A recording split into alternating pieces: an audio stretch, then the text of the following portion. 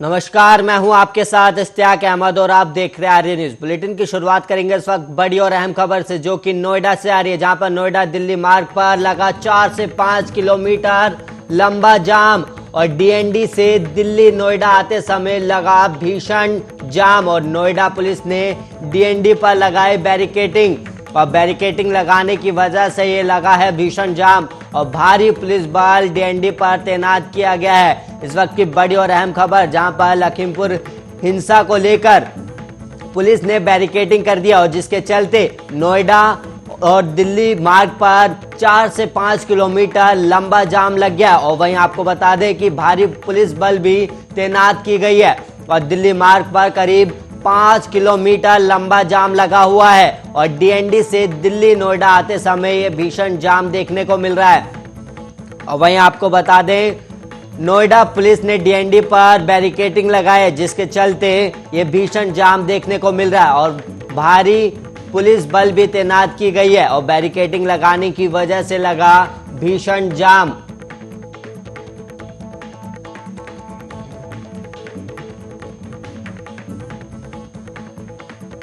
लखनऊ से लखीमपुर जा रही प्रियंका को कई घंटे की आंख मिचौली के बाद सीतापुर में हिरासत में ले लिया गया है और उन्हें सीतापुर में उन्हें गेस्ट हाउस में रखा गया है, जहां उनकी धक्का मुक्की भी हुई है। और लखीमपुर जाने की कोशिश में कांग्रेस महासचिव प्रियंका गांधी और यूपी पुलिस के बीच रात भर लुका छुपी का खेल चलता रहा। और इस बीच पूर्व कांग्रेस अध्यक्ष राहुल गांधी ने अपनी बहन और नेता प्रियंका गांधी के समर्थन में ट्वीट किया है और राहुल गांधी ने लिखा है कि प्रियंका, मैं जानता हूं तुम पीछे नहीं हटोगी। और राहुल गांधी ने ट्वीट किया कि प्रियंका, मैं जानता हूं तुम पीछे नहीं हटोगी और तुम्हारी हिम्मत से वो डर गए हैं और न्याय की अहिंसक लड़ाई में हम देश के अन्नदाता को जिताकर रहेंगे। और वहीं आपको बता दें कि रविवार आधी रात के करीब प्रियंका गांधी जैसे ही लखनऊ के अपने घर से निकली, उनकी लखनऊ पुलिस से नोकझोंक भी हो गई। प्रियंका गांधी को रोकने की पुलिस ने पहुंची और प्रियंका से सवाल पूछा कि उन्हें किसके आदेश से रोका जा रहा है और प्रियंका ने कहा कि उनके पास आदेश कहां है। ऑर्डर ना मिलने पर प्रियंका पैदल ही चल पड़ी और प्रियंका गांधी घर से निकली तो उनके काफिले को लखनऊ से निकलते ही इटौंजा इलाके में पुलिस ने रोकने की कोशिश की और सड़क पर ट्रक खड़े कर गाड़ियां लगाकर रोका गया। उनका सुरक्षा काफिला तो वहां रुक गया, लेकिन प्रियंका की गाड़ी पुलिस को चकमा देते हुए आगे निकल गई और प्रियंका को फिर सीतापुर में टोल पर रोकने की घेराबंदी पुलिस ने की, लेकिन यहां भी प्रियंका पुलिस को चकमा देकर किसी दूसरे रूट से निकल गई और रात भर पुलिस और प्रियंका के बीच लुका छिपी का एक खेल चलता रहा। लेकिन घंटों की लुका छुपी के बाद आखिर उन्हें सीतापुर में हिरासत में ले लिया गया है। कांग्रेस ने सांसद दीपेंद्र हुड्डा के साथ भी पुलिस की जोर जबरदस्ती का वीडियो जारी किया है।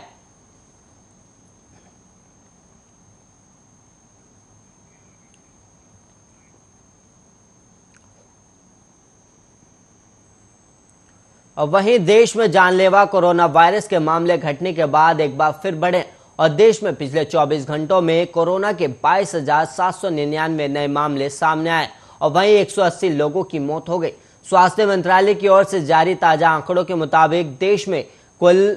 26,718 लोग ठीक भी हुए, जिसके बाद एक्टिव केस घटकर 2,64,458 हो गए। और आंकड़ों के मुताबिक देश में अब तक कोरोना के 3,38,10,348 मामले आ चुके हैं, जिनमें अब तक कोरोना से 4,48,997 लोगों की मौत हो चुकी है। देश में अब तक 3,31,21,247 लोग ठीक हो चुके हैं। केंद्रीय स्वास्थ्य मंत्रालय ने बताया है कि देश में वैक्सीनेशन का आंकड़ा 90 करोड़ के पार हो गया। कल कोरोना वायरस वैक्सीन की 23,46,176 डोज दी गई, जिसके बाद वैक्सीन की डोज का आंकड़ा बढ़कर अब 90,79,32,861 हो गया। और वहीं आपको बता दें कि देश के सभी राज्यों की तुलना में दक्षिण राज्य केरल में कोरोना के सबसे ज्यादा मामले दर्ज किए जा रहे हैं। केरल में पिछले 24 घंटे में कोरोना वायरस के 12,997 नए मामले सामने आए और वहीं 74 लोगों की मौत हो गई, जिसके बाद राज्य में अब तक 25,377 लोग मर चुके और यहां संक्रमित लोगों की कुल संख्या बढ़कर 47,20,233 हो गई है और राज्य में उपचाराधीन मरीजों की संख्या अभी 1,37,043 है।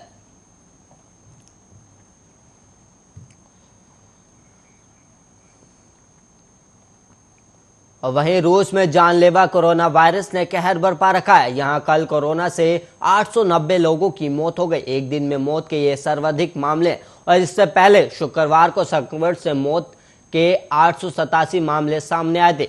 कोरोना वायरस के खिलाफ गठित राष्ट्रीय कार्यबल ने बताया कि संक्रमण के 25,669 नए मामले सामने, और आंकड़ों के मुताबिक रूस में अभी तक कोरोना वायरस के 14.6 करोड़ मामले सामने आए और संक्रमण से करीब 2,10,000 लोगों की मौत हुई है। और वहीं रूस में लगातार कोरोना के मामले और उससे होने वाली मौतों की संख्या बढ़ने के बीच रूस के अधिकारियों का कहना है कि अभी लॉकडाउन लगाने की कोई योजना नहीं है। और वहीं आपको बता दें कि देश में कोरोना वायरस रोधी टीका स्पुतनिक वी लगाया जा रहा है और देश के अब तक केवल 32.5% लोगों को ही पहली खुराक दी गई है और 28% लोगों को दोनों खुराक दी गई है। और वहीं ब्रिटेन में बीते 24 घंटे में 35,577 लोग कोविड-19 से संक्रमित पाए गए, जिससे देश में कोरोना वायरस के कुल मामलों की संख्या बढ़कर 7,841,625 हो गई। ब्रिटेन में अब कोरोना वायरस से होने वाली मौतों की कुल संख्या बढ़कर 1,36,789 हो गई, और इन आंकड़ों में केवल उन लोगों की मौत शामिल है जिनकी मौत उनके पहले पॉजिटिव परीक्षण के 28 दिनों के भीतर हुई थी।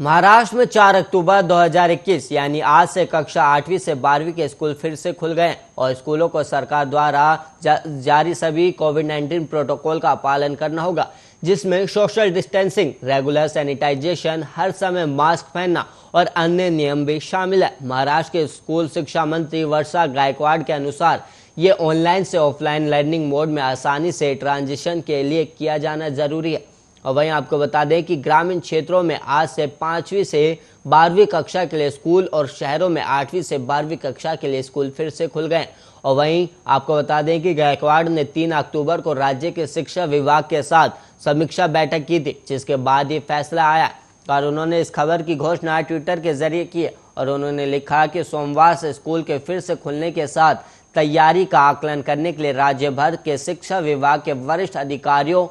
शिक्षा अधिकारियों के साथ बैठक की और अधिकारियों ने बैठक के दौरान कुछ स्वागत योग्य सुझाव भी दिए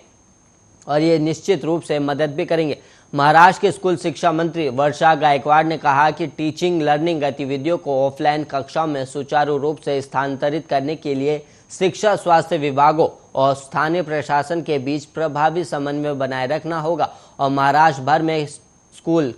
4 अक्टूबर को फिर से खुलेंगे और ग्रामीण क्षेत्रों में कक्षा 5वीं से 12वीं के लिए स्कूल फिर से खुलेंगे और शहरी क्षेत्रों में कक्षा 8वीं से 12वीं के लिए स्कूल फिर से खुलेंगे। और मंत्री ने कहा कि महाराष्ट्र राज्य शिक्षा अनुसंधान और प्रशिक्षण परिषद एक कार्य योजना तैयार करेगी और अधिकारियों को फिजिकल क्लासेस को फिर से शुरू करने में किसी भी बाधा को दूर करने में मदद करेगी। छात्रों के लिए फिजिकल कक्षाओं में भाग लेना अनिवार्य नहीं है और वहीं जो स्टूडेंट फिजिकल क्लासेस में आना चाहते हैं तो उन्हें माता पिता से सहमति पत्र लाना होगा। और इस संबंध में पिछले महीने शिक्षा मंत्री ने कहा है कि हालांकि पूरा राज्य में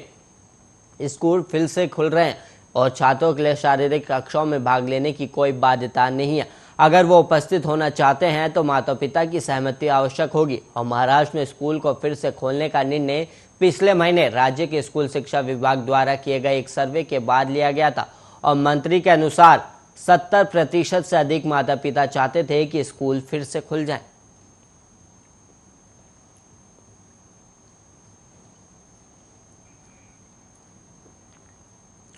उत्तर प्रदेश के लखीमपुर खीरी में रविवार को हुई हिंसा मामले में केंद्रीय गृह राज्य मंत्री अजय मिश्रा टेनी के बेटे आशीष मिश्रा के खिलाफ एफआईआर दर्ज हो गई है और किसान नेता राकेश टिकैत की ओर से पहली मांग की गई थी कि घटना में शामिल लोगों के खिलाफ एफआईआर दर्ज की जाए और किसानों की पहली मांग मानते हुए आशीष मिश्रा के खिलाफ हत्या, गैर इरादतन हत्या, दुर्घटना और बलवे की धाराओं में केस दर्ज कर लिया गया है। और वहीं इस मामले पर संयुक्त किसान मोर्चा ने कहा है कि जब तक दोषी गिरफ्तार नहीं होंगे तब तक अंतिम संस्कार नहीं करेंगे। और कल हुए बवाल में 4 किसानों समेत 8 लोगों की मौत हो गई। और किसान नेताओं के साथ बैठक के बाद लखीमपुर के जिलाधिकारी अरविंद चौरसिया ने कहा कि कई चीजों पर चर्चा हुई है और मांग पत्र प्राप्त हुआ है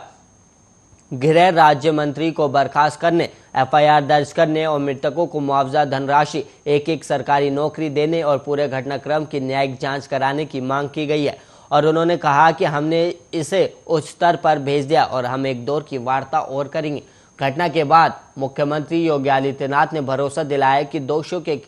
बख्शा नहीं जाएगा और सीएम योगी ने ट्विटर पर लिखा, घटना दुखद और दुर्भाग्यपूर्ण है और हम तह तक जाएंगे और हिंसा में शामिल सभी को बेनकाब करेंगे और दोषियों को बख्शा नहीं जाएगा। लखीमपुर हिंसा पर योगी सरकार ने बड़ी बैठक भी की और ADG law and order Prashant Kumar ने बैठक में घटना की पूरी जानकारी दी है।